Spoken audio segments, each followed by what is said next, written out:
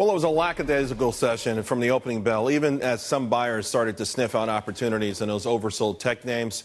Now, I will say the most intriguing index of the day was the Russell 2000, which serves as a proxy for the domestic economy. And it's been a gauge recently for the prospects of Republicans passing a tax bill that would empower small businesses and, of course, the middle class.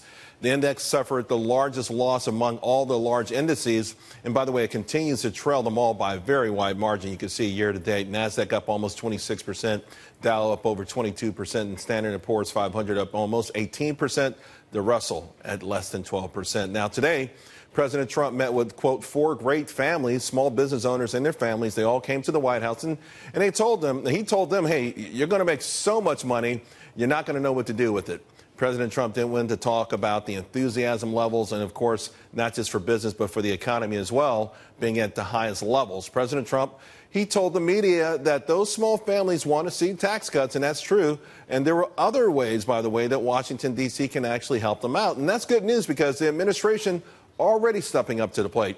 For fiscal year 2017, the main loan program, the 7A, by the Small Business Administration, issued more than 62,000 loans. In fact, a record $9.58 billion to minority businesses, plus $45 million what they call microloans. These are really small $50,000 less loans, up from $35 million in 2016.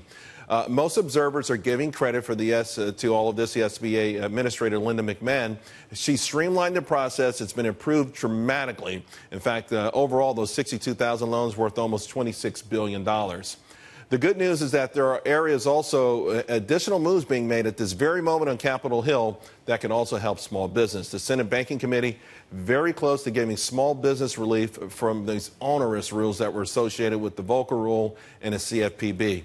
Committee Chairman Senator Crapo of Indiana submitted legislation S-2155. They call it the Economic Growth and Regulatory Relief and Consumer Protection Act. A lot of times these things don't live up to the name. This one does. When they put it through, it already had the backing of 10 Republicans and 10 Democrats. It's going to lessen the compliance burden for banks with deposits of $250 billion or less, and it's backed by an array of people: the National Association for Federal Credit Unions, the National Association of Home Builders, the U.S. Chamber of Commerce, and the Mortgage Bankers Association.